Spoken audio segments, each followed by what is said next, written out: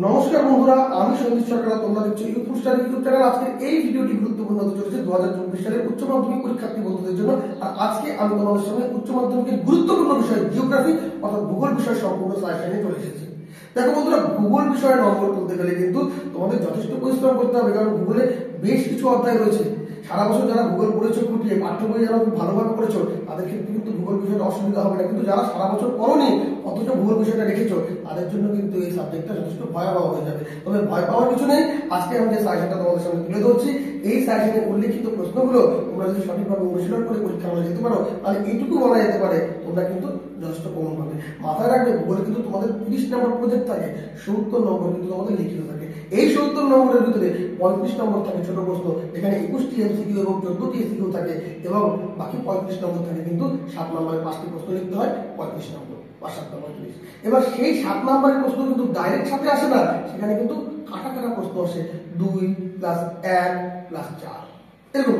তাহলে সেই অনুযায়ী দেখতে গেলে তোমাদের কিন্তু 35 নম্বর ছোট প্রশ্ন না, হিসাব মতো 40 থেকে 45 কিন্তু ছোট প্রশ্ন থেকে চলে যায়। বাকি 25 থেকে 30 নম্বর তোমাদের কিন্তু বড় প্রশ্নের মধ্যে করতে হয়, তাই তো? তো সেক্ষেত্রে কোন কোন প্রশ্নগুলো এই বছরের জন্য খুব বেশি গুরুত্বপূর্ণ রয়েছে, তা আমি আজকের এই ভিডিওতে দাগ নাম্বার ভিত্তিক তোমাদেরকে বলে দেবো। তোমরা সেই অনুযায়ী করবে। তোমাদের প্রাকৃতিক ভূগোল থেকে 2টি প্রশ্নের উত্তর করতে হবে এবং অর্থনৈতিক ভূগোল থেকে 3টি প্রশ্নের উত্তর করতে হবে।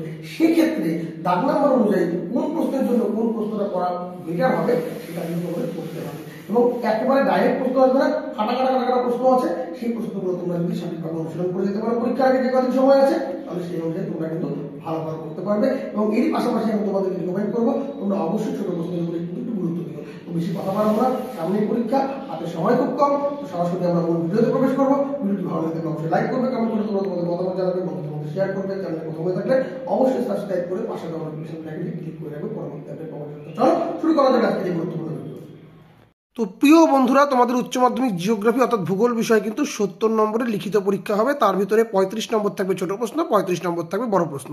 35 নম্বর যে ছোট প্রশ্ন থাকবে, তোমাদের পরীক্ষার প্রশ্নপত্রে 1 নম্বর দাগে থাকবে কিন্তু প্রথমেই বহু বিকল্প ভিত্তিক প্রশ্নাবলী অর্থাৎ এমসিকিউ, যেখানে 4টি করে অপশান থাকবে। তোমাদের সঠিক অপশানটি চয়েস করে লিখতে হবে। এরপরে থাকবে এসিকিউ। এসিকিউটাকে কিন্তু তোমাদের গুরুত্ব সহকারে বিবেচনা করতে হবে, কারণ এসিকিউগুলো শুধু 1 নম্বর নয়, বড় প্রশ্নের সঙ্গে কিন্তু লিজের হিসাবে আসতে পারে। এমসিকিউ থাকবে 21 নম্বর, এসিকিউ থাকবে 14 নম্বর। এই 21 আর 14তে কিন্তু 35 নম্বর। এবং বড় প্রশ্ন তোমাদের 7 নম্বর মানে 5টি লিখতে হবে, 35 নম্বর। কিন্তু বড় প্রশ্ন কিন্তু ডাইরেক্ট সাথে আসে না, টুকরো টুকরো করে কেটে কেটে প্রশ্ন আসে, 5 + 2, 4 + 3, 3 + 2 + 2 এরকম টাইপের। তো তোমরা একটু ছোট প্রশ্নের দিকে গুরুত্ব দিবে, তাহলে অবশ্যই উপকার পাবে। 3 নম্বর দাগে তোমাদের কিন্তু থাকবে বড় প্রশ্ন। প্রথমে প্রাকৃতিক ভূগোল থেকে প্রশ্ন থাকবে ক এবং খ নম্বর দাগে।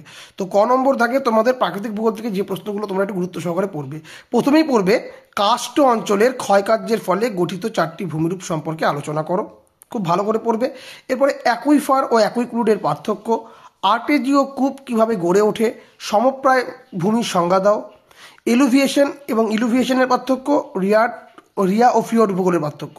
তো এইটুকু পার্টকে ভালো করে পড়বে।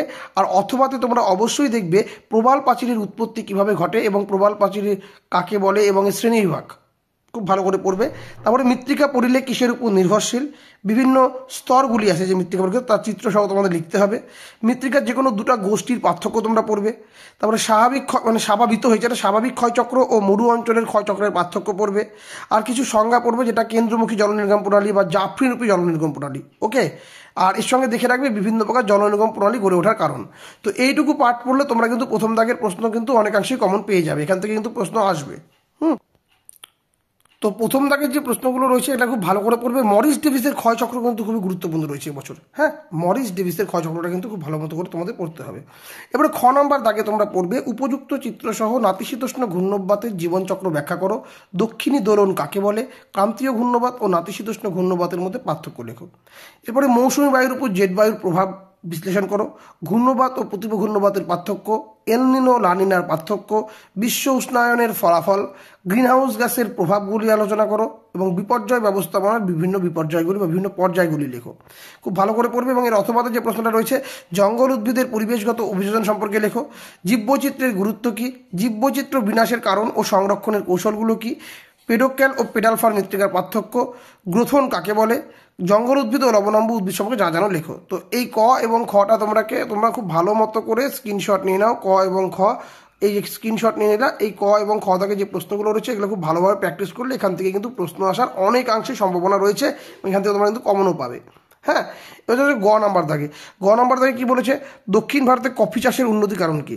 দক্ষিণ ভারতে কফি চাষের উন্নতির কারণ কি? শ্রীলঙ্কায় নারকেল চাষের উন্নতির কারণ কি? শস্যাবর্তনের সংজ্ঞা দাও।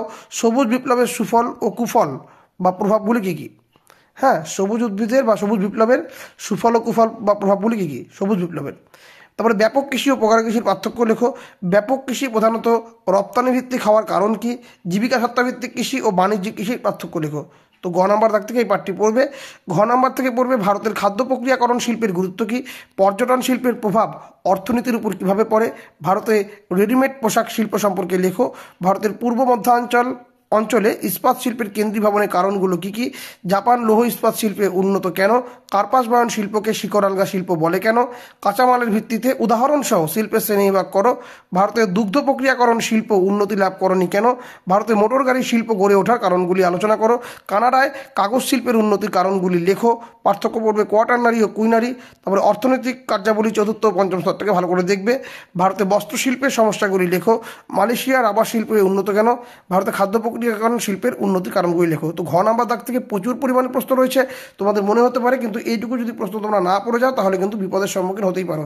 তাই জন্য এই প্রশ্নগুলো খুব ভালো মতো করে তোমাদের রেডি করতে হবে। আর লাস্ট নাম্বার পার্টের জন্য তোমরা পড়বে সংক্ষেপে জনবিবর্তন মডেলটি আলোচনা করো। কার্যাবলীর ভিত্তিতে পৌরবসতি শ্রেণীবিভাগ করো।